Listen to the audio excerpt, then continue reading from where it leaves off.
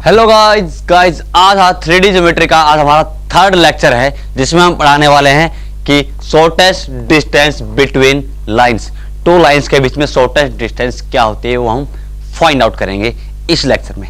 ठीक है, तो चलते हैं shortest distance between the two lines के बीच में। तो if two lines are intersect to each other at a single point, तो उनके बीच में डिस्टेंस क्या होती है? जीरो होती है। कि दोनों लाइन इंटरसेक्ट करेगी तो ऐसी कोई इंटरसेक्ट लाइन आई और आपस में इंटरसेक्ट की तो उसकी शॉर्टेस्ट डिस्टेंस तो क्या होगी? जीरो होगी ना। कहीं को कि एक पॉइंट पर वो इंटरसेक्ट कर रही है तो जीरो हो गई। तो मींस शॉर्टेस्ट डिस्टेंस उनके बीच में क्या हो जाएगी? जीरो।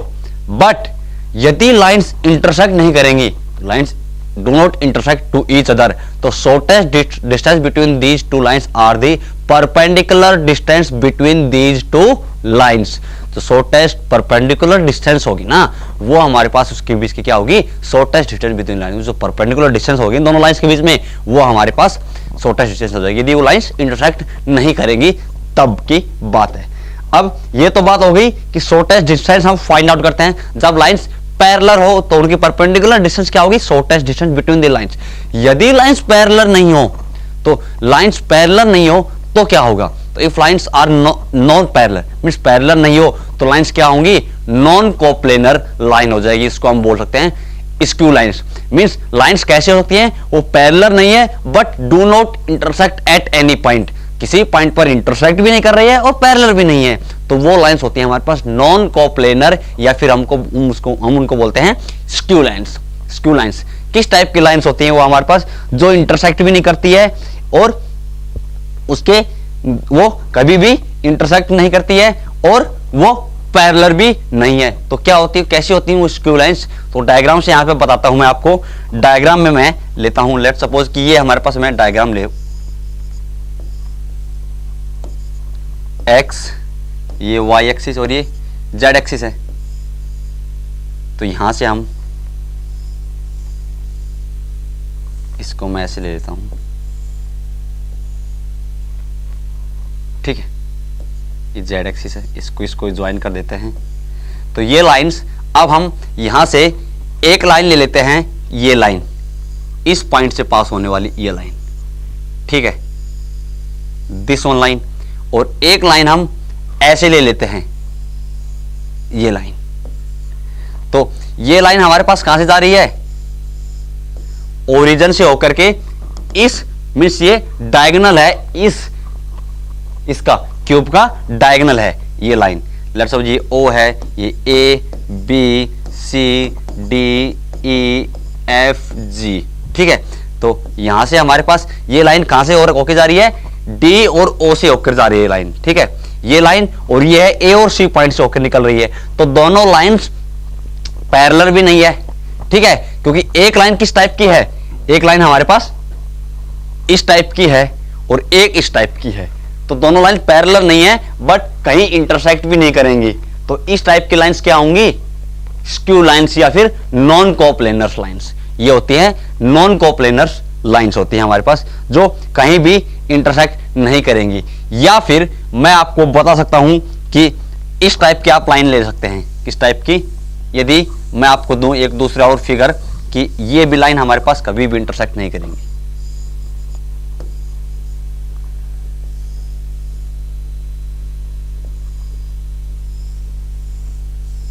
ये लाइंस, ये हमारे पास ओ है, A B C D E F और ये जी पॉइंट, ये हो गया जी पॉइंट। तो यहां से हमारे पास ये वाली लाइन, एक लाइन ये हो जाएगी इस पॉइंट से इस पॉइंट से होकर जा रही है और एक इन दोनों पॉइंट से होकर निकल रही है, ठीक है। ये लाइन जो जाएंगी तो ये लाइन किस टाइप की होंगी?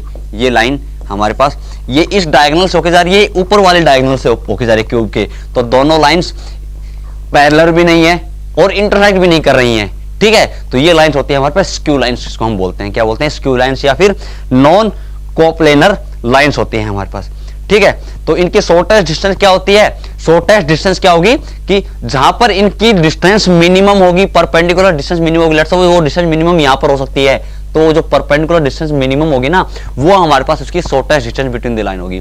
मे भी यहाँ जाकर दूर दूर हो जाए तो परपेंडिकुलर लाइन ड्रॉ कर ले, पर ये जरूरी नहीं है शॉर्टेस्ट हो। जहां पर डिस्टेंस उन दोनों के बीच में मिनिमम होगी, जो परपेंडिकुलर डिस्टेंस मिनिमम होगी, वही हमारे पास उसकी शॉर्टेस्ट डिस्टेंस हो जाएगी। डिस्टेंस मिनिमम और वही परपेंडिकुलर, तो वो हमारे पास शॉर्टेस्ट डिस्टेंस होगी इन स्क्यू लाइंस या नॉन कोप्लेनर लाइंस के लिए।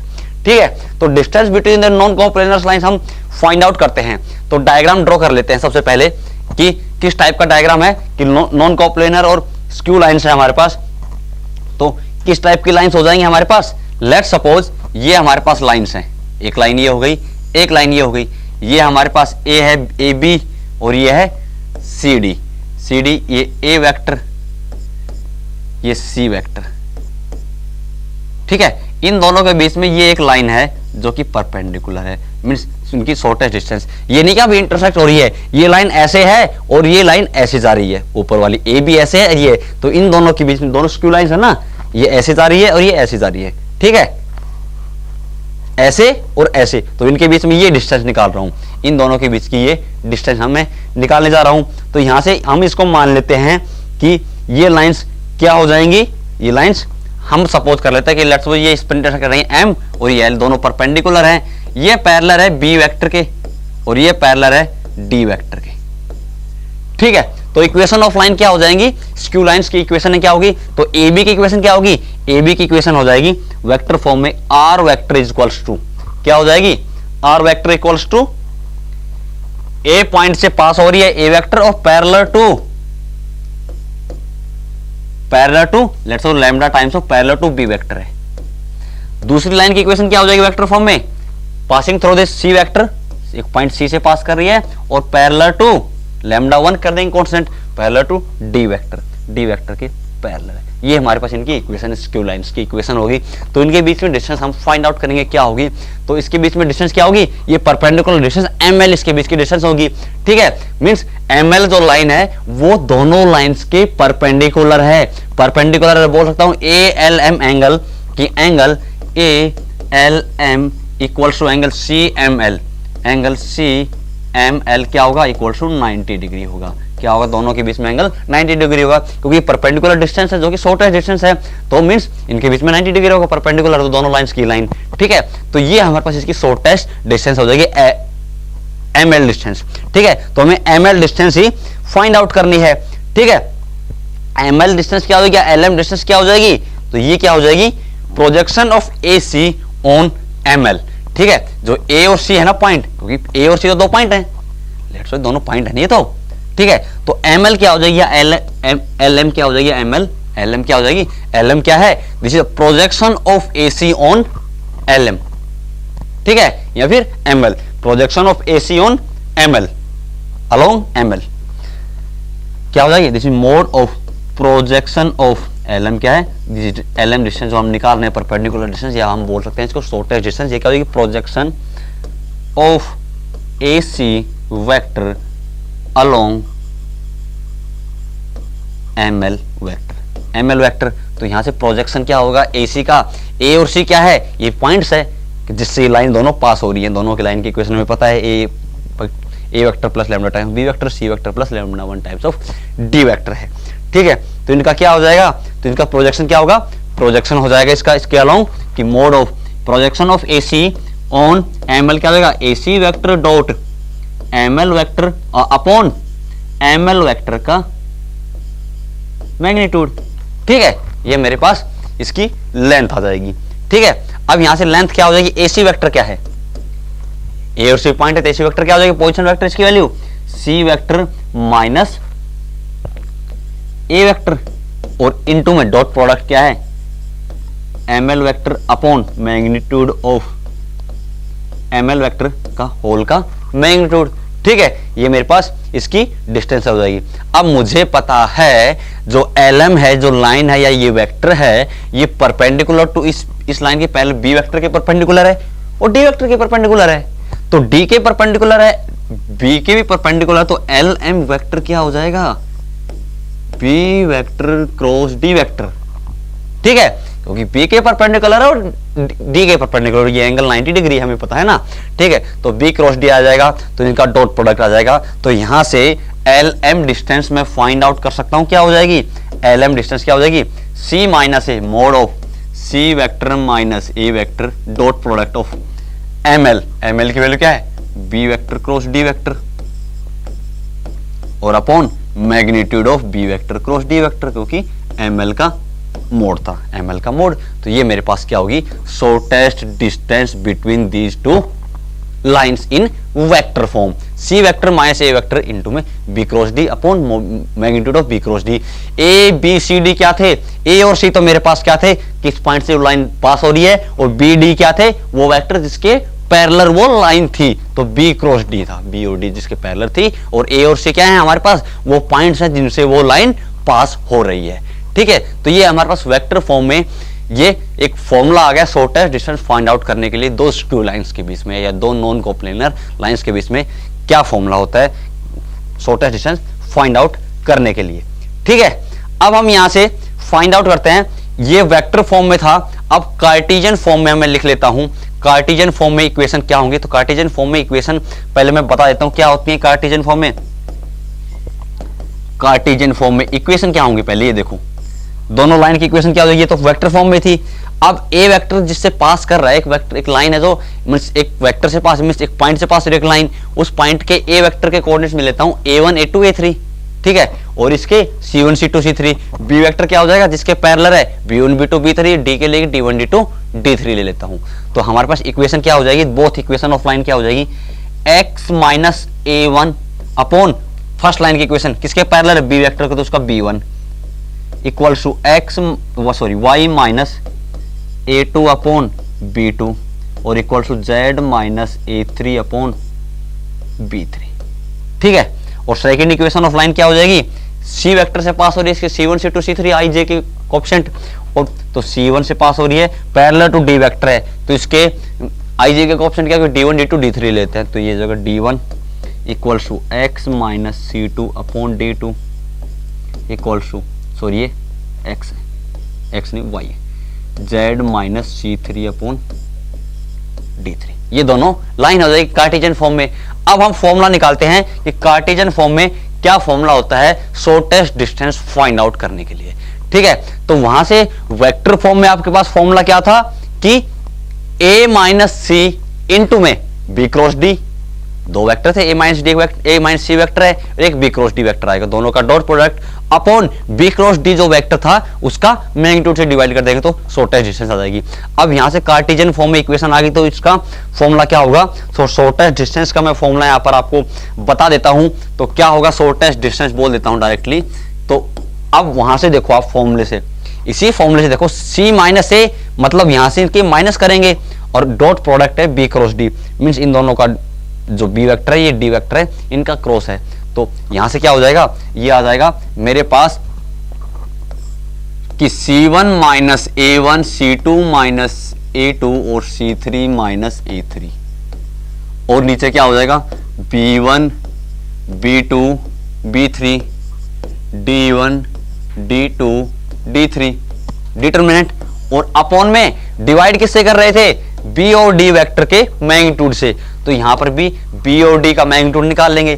क्या होगा मैग्नीट्यूड यहां से, ये i j और k है, तो क्या हो जाएगा b क्रॉस d का मैग्नीट्यूड b1 b2 b3, पहले तो वेक्टर निकाल लेंगे, और d1 d2 d3 ये दोनों वेक्टर आ गए और उनका मैग्नीट्यूड निकाल लेंगे, उससे डिवाइड कर देंगे। तो ये मेरे पास कार्टेशियन फॉर्म में शॉर्टेस्ट डिस्टेंस निकालने का फॉर्मूला आ गया, ठीक है। यदि इक्वेशन आपके पास इस फॉर्म में हो तो कार्टेशियन फॉर्म में, ठीक है, तो ये शॉर्टेस्ट डिस्टेंस निकालने का आपके पास फॉर्मूला आ जाएगा। अब हम कर रहे हैं कि यदि ये दोनों लाइन स्क्यू लाइंस नहीं है, दोनों लाइंस नॉन कोप्लेनर नहीं है, मींस कोप्लेनर है। कोप्लेनर मींस यदि ये दोनों लाइंस इंटरसेक्ट कर रही है किसी एक सिंगल पॉइंट पर, तो क्या होगा, तो ये दोनों इंटरसेक्ट करेंगी, मतलब उन दोनों के बीच में शॉर्टेस्ट डिस्टेंस क्या होगी, जीरो। जो मैंने शुरू में बताया था कि यदि दो लाइंस किसी एक पॉइंट पर इंटरसेक्ट करते हैं तो शॉर्टेस्ट डिस्टेंस उनकी क्या होती है, जीरो।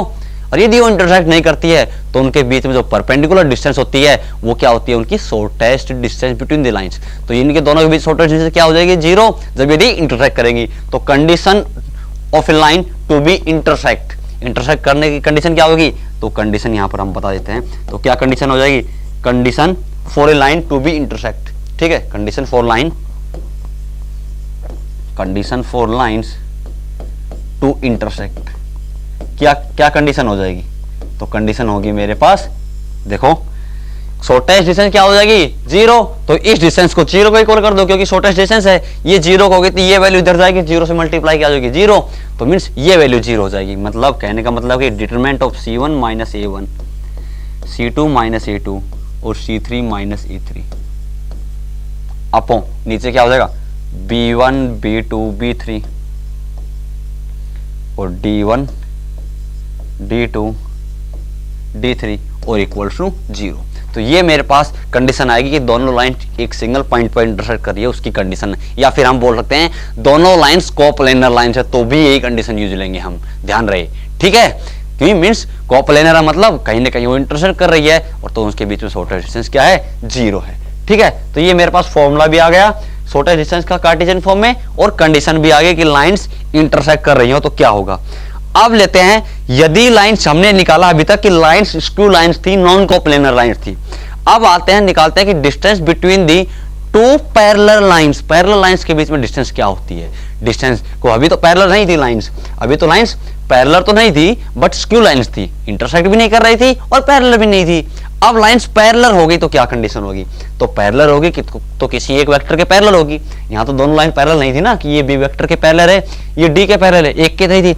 अब लाइन पैरेलल होगी, लेट्स सपोज बी वेक्टर के पैरेलल, ये बी के वेक्टर है, ये बी वेक्टर, तो लाइंस पैरेलल होंगी तो किसी एक वेक्टर के अलोंग पैरेलल होंगी, ठीक है। तो किसी एक वेक्टर के अलोंग पैरेलल होंगी तो मैं कैसे सपोज करता हूं, लेट सपोज आपके पास ये लाइंस हैं दोनों क्या है, पैरेलल लाइन से बी वेक्टर के पैरेलल है, ये भी बी वेक्टर के पैरेलल है, मैं बोल देता हूं, ठीक है। तो आर वेक्टर क्या हो जाएगा लाइन फर्स्ट का, कि A vector plus lambda times of B vector, और दूसरी लाइन क्या हो जाएगी, कोई भी C vector plus mu times of B vector. A और सी पॉइंट से पास हो रही है बट पैरेलल किसके है, बी वेक्टर के पैरेलल है, ठीक है। तो अब इन दोनों पैरेलल लाइंस के बीच में डिस्टेंस क्या होगी, ये भी तो शॉर्टेस्ट डिस्टेंस होगी। तो पैरेलल लाइंस के बीच में कहीं भी डिस्टेंस निकाल लो, सभी इक्वल होंगे कि तो दोनों लाइंस पैरेलल है। स्क्यू में दिक्कत होती थी, स्क्यू में कहां निकालते थे, जहां उन दोनों के बीच में परपेंडिकुलर डिस्टेंस मिनिमम होगी वो हमारे पास उसकी शॉर्टेस्ट डिस्टेंस होगी, ठीक है। बट इसमें तो कहीं भी निकाल लो इक्वल डिस्टेंस आएगी और वो भी shortest distance between the lines आएगी, ठीक है। तो सबसे पहले हम यहां पर क्या करते हैं, कोई पॉइंट्स ले लेते हैं, कि क्या पॉइंट्स ले लेते हैं, लेट्स सपोज नीचे ले लेते हैं, ये हम ले लेते हैं A1 ले लेते हैं, ये A1 से पास हो रही है, ये A2 से पास हो रही है, ठीक है, A2 से पास हो रही है। तो इसके बीच में ये एंगल ले लेते हैं, ये पॉइंट S ले लेते हैं, ठीक है, ये पॉइंट T ले लेते हैं, और इन दोनों के बीच में जो परपेंडिकुलर डिस्टेंस होगी ना, वो मेरे पास इसकी शॉर्टेस्ट डिस्टेंस हो जाएगी। क्या हो जाएगी, शॉर्टेस्ट डिस्टेंस। ये ए वेक्टर, ये A2 वेक्टर T है, लेट्स सपोज इसके परपेंडिकुलर ये ले ले P, तो ये एंगल थीटा बना रहा है, अभी मुझे नहीं पता, अब मेरे को शॉर्टेस्ट निकाले, शॉर्टेस्ट तो ये होगी TP, बट मैं अभी तिरछी ले रहा हूं, प्रूव करके देखता हूं क्या होगी TQ। तो ये क्या होगी, कोई भी एक पॉइंट है सेकंड लाइन पर, उससे इसकी डिस्टेंस निकाल रहे हैं फर्स्ट लाइन पर, कोई भी एक पॉइंट से उन दोनों के बीच की डिस्टेंस, ठीक है। तो दोनों की डिस्टेंस निकाल रहे हैं, तो यहां से हमारे पास क्या हो जाएगी कंडीशन दोनों के बीच में, तो कंडीशन अब A1 A2 की जगह यहां पर A1 और A2 ले लेते हैं, ठीक है। तो A1 A2 ले लेते हैं, तो C1 और C और A लेते हैं, ठीक है। तो ये दोनों लाइंस आपके पास आ गई।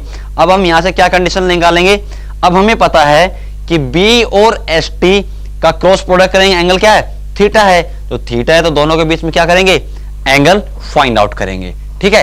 क्योंकि क्या है, ये B है वेक्टर और ये ST वेक्टर है, तो B vector cross ST vector क्या हो जाएगा, दोनों के बीच में एंगल थीटा है, तो निकालो B वेक्टर का मैग्नीट्यूड इंटू ST वेक्टर का मैग्नीट्यूड इंटू में साइन थीटा, क्योंकि एंगल थीटा, और इंटू एन कैप हो जाएगा, एन कैप हो जाएगा, B वेक्टर का मैग्नीट्यूड आ गया, ST भी एक मैग्नीट्यूड आएगा, वैल्यू होगी ST साइन थीटा क्या है, इस ट्राइंगल में ये राइट एंगल है या थीटा है, तो मुझे बताओ साइन थीटा क्या होगा इस ट्राइंगल में, perpendicular which is TP upon ST, तो एस टी साइन थीटा क्या हो जाएगा, टीपी।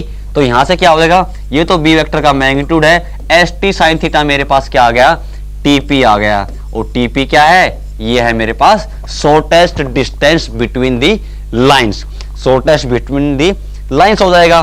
तो शॉर्टेस्ट बिटवीन दी लाइंस हो गया। तो यहां से बताओ अब इनटू में एन कैप। अब देखो बी वेक्टर दोनों तरफ मैग्नीट्यूड ले लो, मैग्नीट्यूड लेंगे तो मैग्नीट्यूड इधर भी ले लेते हैं। B vector cross S T vector क्या है, a2 minus a1, a2 vector minus a1 vector magnitude equals to B vector का मैग्नीट्यूड इनटू में टीपी, और इसका मैग्नीट्यूड लेंगे तो ये यूनिट वेक्टर एन कैप, तो ये वैल्यू क्या होगी 1, क्योंकि यूनिट वेक्टर है। तो टीपी क्या है, टीपी डिस्टेंस क्या आ गई मेरे पास, इक्वल्स टू ये आ गई mod of B vector cross a2 vector minus a1 vector का मोड अपॉन में बी वेक्टर, अपॉन में बी वेक्टर जिसके वो पैरेलल है। ठीक है, तो आ गई आपके पास। तो यहां से हमारे पास क्या होगी, इसकी शॉर्टेस्ट डिस्टेंस आ गई, इसका भी मैग्नीट्यूड हम ले सकते हैं। तो टीपी डिस्टेंस क्या है, टीपी डिस्टेंस है shortest distance between these two lines आ जाएगी, shortest distance between line B cross of B cross a2 minus a1 upon B vector का मैग्नीट्यूड जिसके वो पैरेलल, दोनों लाइंस पैरेलल हो। तो पैरेलल लाइंस यदि हो तो उनके बीच में शॉर्टेस्ट डिस्टेंस क्या होती है, वो फॉर्मूला भी आपके पास आ गया। बस डिफरेंस क्या है, उसमें क्या था, C माइनस से करके B क्रॉस D था और उसका B क्रॉस D का मैग्नीट्यूड निकाले थे। यहां पर वो डिफरेंट लाइन के पैरेलल थे, यहां पर एक B के पैरेलल है तो उसी के साथ B का क्रॉस है और B का ही मैग्नीट्यूड है, यहां B क्रॉस D नहीं लेना पड़ रहा। ठीक है, क्योंकि एक सिंगल लाइन की तो पैरेलल है, बी वेक्टर के तो पैरेलल है। ठीक है, तो ये मेरे पास क्या आ गई, इसकी shortest distance between the line, इसको मैं शॉर्टेस्ट डिस्टेंस भी बोल सकता हूं या फिर डी भी बोल सकता हूं, distance between these to parallel lines. ठीक है, तो आपको skew lines, non coplanar lines के बीच शॉर्टेस्ट डिस्टेंस पता चल गया, या फिर दोनों लाइंस इंटरसेक्ट कर रही है उसकी कंडीशन आपको पता चल गई, या फिर दोनों लाइंस पैरेलल हैं तो उनके बीच में शॉर्टेस्ट डिस्टेंस क्या होगी, उसका फॉर्मूला भी आपको पता चलेगा कैसे निकालते हैं। ठीक है, अब हम चलते हैं क्वेश्चन पर। तो फर्स्ट क्वेश्चन क्या है, क्वेश्चन है कि find the shortest distance between the lines, Cartesian form में दे रखा है, ये देख लो।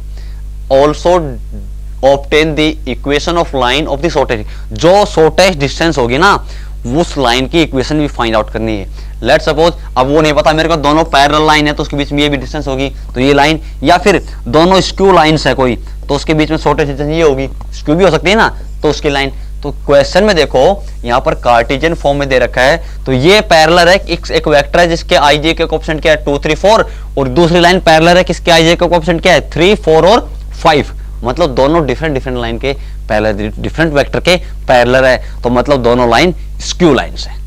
अब स्क्यू लाइंस के बीच में शॉर्टेस्ट डिस्टेंस क्या होगी, जो minimum perpendicular distance between the lines होगी वो है हमारे पास उसकी शॉर्टेस्ट डिस्टेंस होगी। उसकी लाइन भी फाइंड आउट करनी है, क्वेश्चन पूछा है, पहले तो उसकी डिस्टेंस भी फाइंड आउट करनी है, फिर उसकी लाइन बताने की वो लाइन की इक्वेशन क्या होगी। अब दोनों लाइंस की इक्वेशन फाइंड आउट करेंगे, तो ये सपोज करो आपके पास लाइन होगी एक और ये दूसरी है, इन दोनों के बीच में ये शॉर्टेस्ट डिस्टेंस होगी। ठीक है, ये एक वेक्टर से पास हो रही है, ये एक सी से हो रही है, ये पैरेलल है बी वेक्टर के और ये है पैरेलल है डी वेक्टर के। ठीक है, इन दोनों के बीच में ये जो डिस्टेंस होगी शॉर्टेस्ट डिस्टेंस होगी, इसकी इक्वेशन भी निकालनी है और इसकी डिस्टेंस भी निकालनी है। तो मुझे बताओ क्यों ना मैं इन दोनों लाइंस पर एक एक पॉइंट ले लूं, क्योंकि दोनों लाइंस है ना ऐसे, तो दोनों पर एक एक पॉइंट ले लूंगा, उन दोनों पॉइंट्स का पोजीशन वेक्टर निकाल लूंगा। लेट्स सपोज ए और बी पॉइंट आ गया मेरे पास दोनों के, उन ए बी का पोजीशन वेक्टर आ जाएगा। ठीक है, पोजीशन वेक्टर आ गया, इनके वो वेक्टर तो मुझे पता है जिसके वो पैरेलल है, इसके वेक्टर क्या है आई जे का पोजीशन 2 3 4 और इसके 3 4 5। तो दोनों को जब वो लाइन ये लाइन जिसके पोजीशन वेक्टर मेरे पास आ जाएंगे तो मुझे पता है कि ये लाइन इसके भी परपेंडिकुलर है, इसकी परपेंडिकुलर है, तो डॉट प्रोडक्ट क्या हो जाएगा उनका इक्वल्स टू 0 के कर दूंगा और वहां से मेरे पास वो वैल्यूज आ जाएंगी। तो सबसे पहले वाली इक्वेशन लिखो x - 1/2 equals to y - 2/3 equals to z - 3/4 equals to, let's suppose मैं r1 ले लेता हूं, या r1 ना लेकर के लैम्डा ले लो। ठीक है, तो यहां से कोई भी पॉइंट क्या हो जाएंगे इसके, इस पर हमारे पास x coordinate 2 lambda + 1 2 lambda, let's suppose वो पॉइंट p है, ये इस पर है p और इस पर q है, 2 लैम्डा + 1 y कोऑर्डिनेट 3 लैम्डा + 2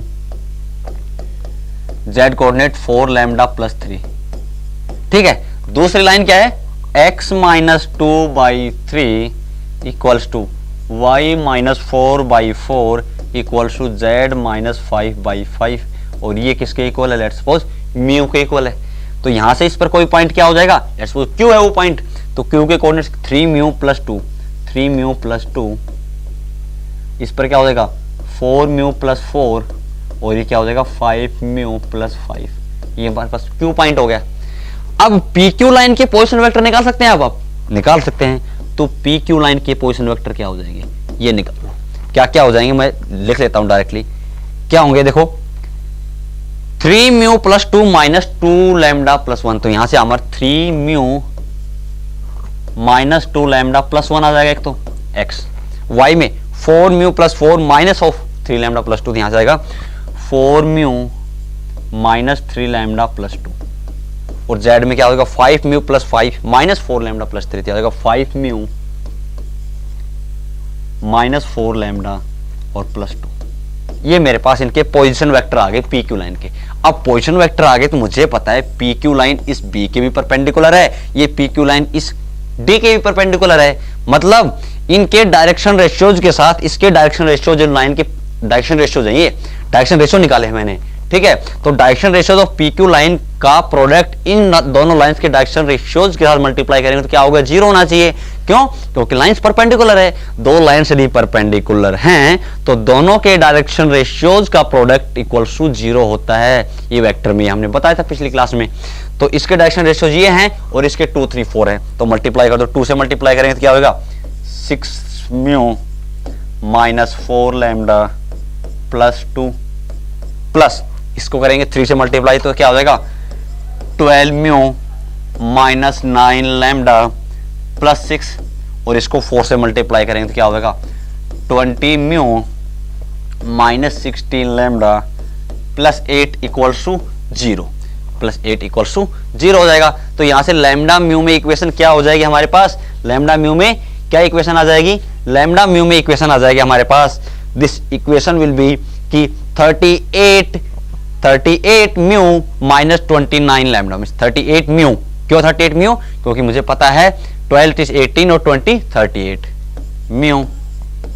और लैम्डा में क्या है 4 9 13 और 16 29 लैम्डा, 2 प्लस 6 8 और 8 16 प्लस 16 इक्वल्स टू 0। ठीक है, ये हमारे पास इक्वेशन आ गई।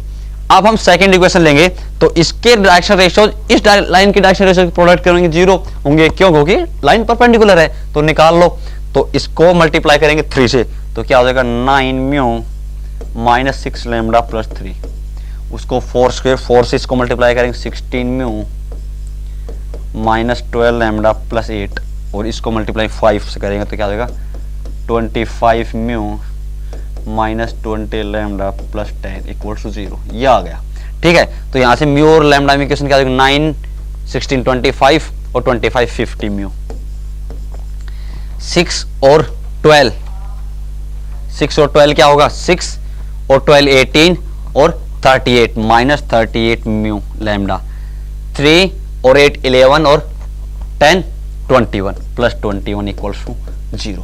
इन दोनों इक्वेशंस को सोल्व कर लो, लैम्डा और म्यू की वैल्यू आ जाएगी। क्यों निकालनी लैम्डा म्यू की वैल्यू, क्योंकि लैम्डा म्यू आ गया तो मेरे पास पी भी आ जाएगा, क्यू भी आ जाएगा पॉइंट। ठीक है, तो लैम्डा की वैल्यू क्या हो जाएगी हमारे पास, लैम्डा की वैल्यू आएगी हमारे पास 1/3 और म्यू की वैल्यू -1/6 आएगी। लैम्डा की वैल्यू क्या आएगी हमारे पास, लैम्डा इज इक्वल टू 1/3 और म्यू आ जाएगा मेरे पास, मैं सोल्व करूंगा तो -1/6।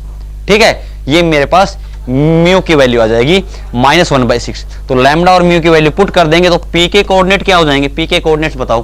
पी के कोऑर्डिनेट्स यहां पर पुट करेंगे, लैम्डा इक्वल टू 1/3 पुट करेंगे तो पी के कोऑर्डिनेट्स 2/3 + 1 ये हो जाएगा 5/3 एक्स कोऑर्डिनेट।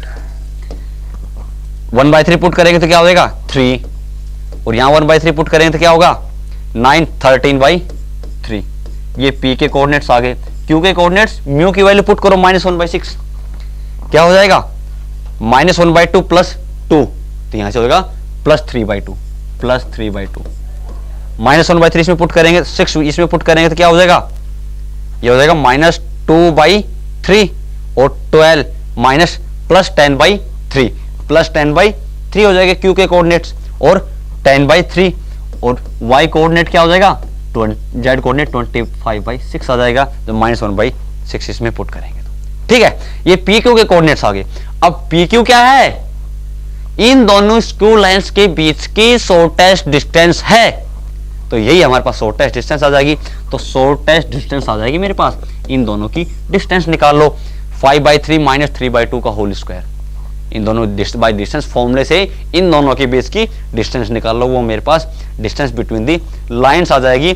और वो लाइन सॉरी वो डिस्टेंस क्या हो जाएगी, वो शॉर्टेस्ट डिस्टेंस ही मेरे पास क्या होगी, पी क्यू लाइन के बीच की शॉर्टेस्ट डिस्टेंस या पी क्यू बीच के पॉइंट के बीच की डिस्टेंस क्या हो जाएगी, ये आ जाएगी 1/√6। ये मैं लिख देता हूँ, ठीक है, वही मेरे पास शॉर्टेस्ट डिस्टेंस होगी। तो distance between this two lines या shortest distance between the two lines आ गई 1/√6 1/√6 आ गई। अब क्वेश्चन में क्या पूछा उसके बाद कि obtain the equation of line of shortest distance. इस पी क्यू लाइन की शॉर्टेस्ट डिस्टेंस है ना, जो इसकी लाइन की इक्वेशन भी लिखनी है।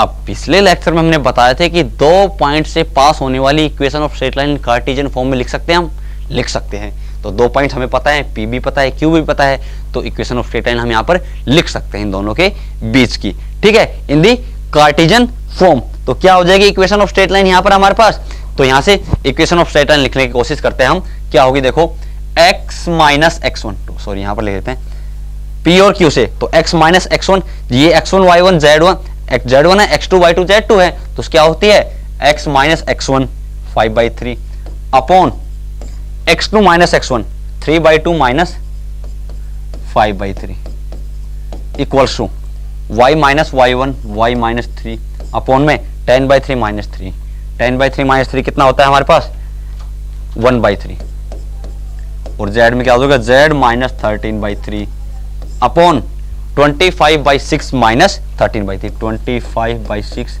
माइनस 13/3।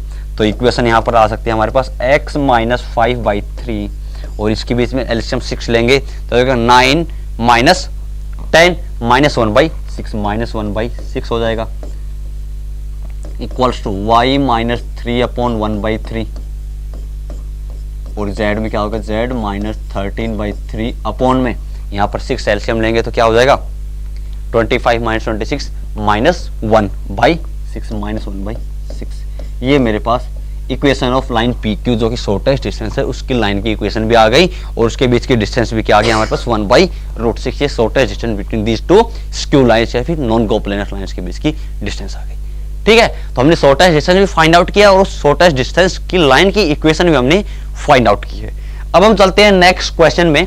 क्वेश्चन क्या है कि इफ द लाइंस, दो लाइंस आपको दी हुई है कार्टेशियन फॉर्म में कि x minus 2/1 equal to y minus 3/1 equal to z minus 4/- minus k और यहां पर भी हमारे पास k है, एक वेरिएबल है, k पता नहीं क्या है, बट हमें दिया कि दोनों लाइंस कोप्लेनर है। अब कोप्लेनर है, नॉन कोप्लेनर हो तो मींस इंटरसेक्ट नहीं कर रही है, नॉन कोप्लेनर को हम बोल सकते हैं स्क्यू लाइंस, बट कोप्लेनर है मतलब किसी एक सिंगल पॉइंट पर इंटरसेक्ट करेगी तो उसके बीच की शॉर्टेस्ट डिस्टेंस क्या होगी 0 होगी, तो मींस उस डिटरमिनेंट की वैल्यू क्या होगी 0 होनी चाहिए, जो हमने बताया था condition of a lines to be intersect.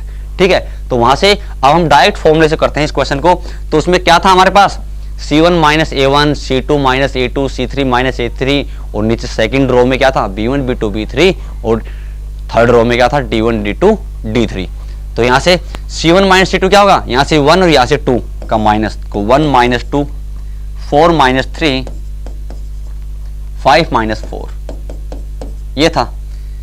B1 B2 B3 क्या था जिसके पैरेलल है, मींस ये इसके रेशो इसके पैरेलल, ये लाइन किसके पैरेलल है 1 1 और माइनस k जिसके डायरेक्शन रेशो है, तो 1 1 माइनस k और इसकी क्या है k2 और 1 इस डिटरमिनेंट की वैल्यू 0 होनी चाहिए क्योंकि शॉर्टेस्ट डिस्टेंस 0 होती है, दो लाइन जब इंटरसेक्ट करती हैं या फिर दो लाइन से कोप्लेनर होती हैं। तो यहाँ से हमारे पास डिटरमिनेंट क्या बन जाएगा, ये हो जाएगा -1 1 1 ये 1 1 माइनस k और यहाँ पर k2 और 1 हो जाएगा और इसकी वैल्यू क्या होगी इक्वल टू 0।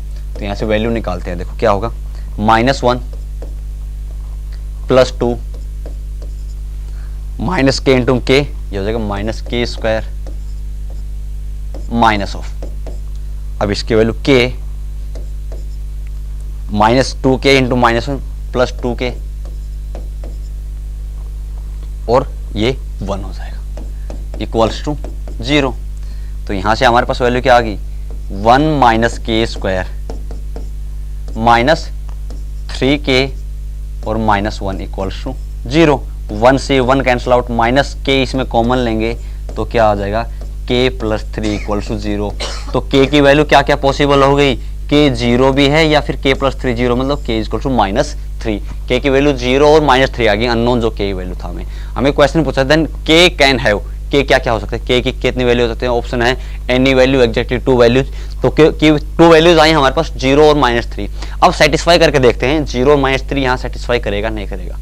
तो लाइन्स में देखते हैं 0 इसमें करेगा हमारे पास, यदि ये 0 हो गया तो मीन्स इसका डिनोमीटर क्या हो रहा है 0 हो रहा है, क्या हो गया डिनोमीटर 0 हो जाएगा।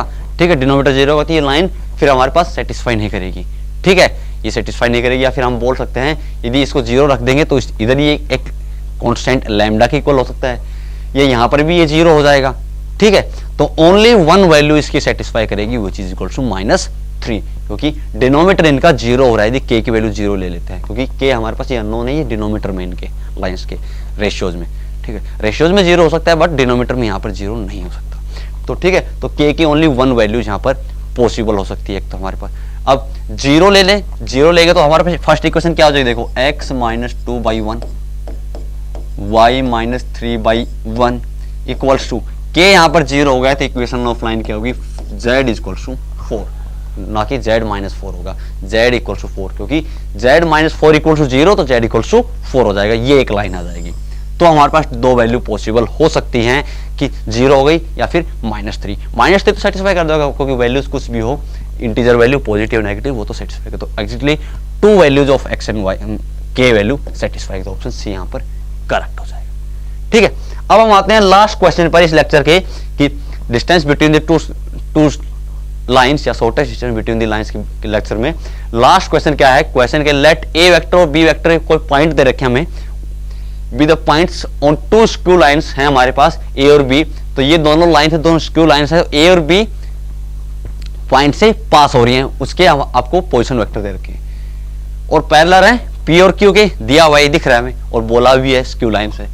And the shortest distance between the skew lines 1, इन दोनों के बीच के डिस्टेंस की वैल्यू 1 दे रखी है हमें। पी और Q R the unit vector है, ये भी दिया हमें, मींस पी और क्यू का मैग्नीट्यूड इक्वल टू 1 हो जाएगा।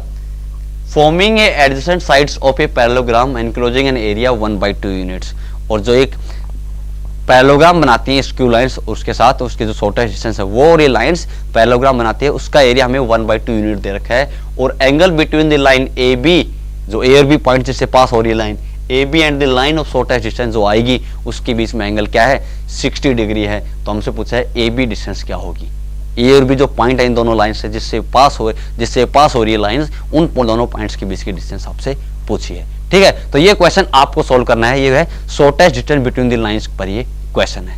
ओके, तो ये क्वेश्चन आपको सोल्व करना है, इस लेक्चर के लास्ट क्वेश्चन है। अब हम 3D में लास्ट लेक्चर लेने वाले हैं, इक्वेशन ऑफ प्लेन उसमें हम डिस्कस करेंगे, फिर हमारा क्रैश कोर्स मैथ का खत्म हो जाएगा। ओके, तो थैंक यू।